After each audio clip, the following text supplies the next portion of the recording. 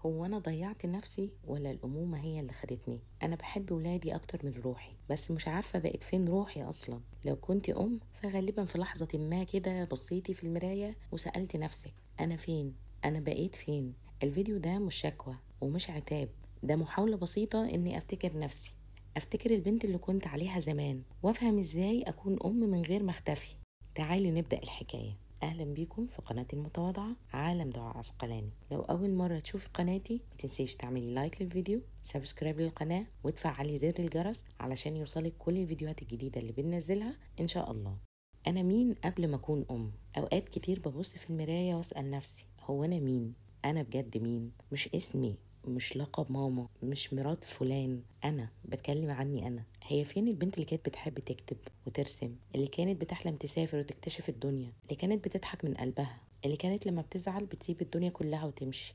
فين راحت؟ وليه بقيت حاسة إني نسيت ملامحي ونسيت صوتي الحقيقي؟ لما بقيت أم حسيت إني اتولدت من جديد، بس مش بس اتولدت، ده في حاجات كتيرة جوايا اتلغت، اتحطت على الرف، اتحولت لواجب. بقيت بصحى علشان حد وانام علشان حد، وباكل بسرعة علشان ألحق أجهز، وبقيت بسكت علشان البيت يهدى، وبضحك علشان محدش يقلق. ونسيت إن أنا كمان بني آدم محتاج يسمع نفسه، يشوف نفسه، يحس بنفسه. بس تعرفي في لحظة كده وأنا قاعدة لوحدي بعد ما ولادي ناموا لقيت دموعي نزلت، مش من زعل، من شوق للبنت اللي كنت عليها زمان، شوق للضحكة، شوق للحلم اللي كنت ناسياه. الأمومة مش لازم تكون نهاية لذاتي، هي جزء مني بس مش كل حاجة. أنا لسه موجودة، أنا لسه ليا صوت، ده اللي بحاول أقنع بيه نفسي طول الوقت. بدأت أفتش في قلبي على نفسي وعلى ذاتي، وإزاي أعمل أحسن نسخة من نفسي. مش بمعنى إني أبطل أكون أم، كتير بيشوفوا فيديوهاتي ويقولوا لي يا روقانك انت مش زينا.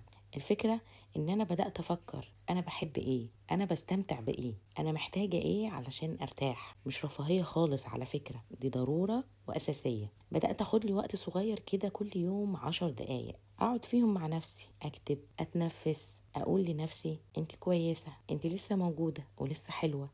المجتمع بيقول ان الام لازم تضحي بكل حاجة علشان ولادها، بس انا بقول الام اللي بتحب نفسها هي اللي بتقدر تحب ولادها صح، اللي بتكون متصالحة مع ذاتها، بتعرف تربي جيل واثق من نفسه ومشحون بالامان. انا بدأت ارجع نفسي حتة حتة، مش بسرعة ولا بكمال ولا بمثالية، بس بهدوء، بحنية وبوعي.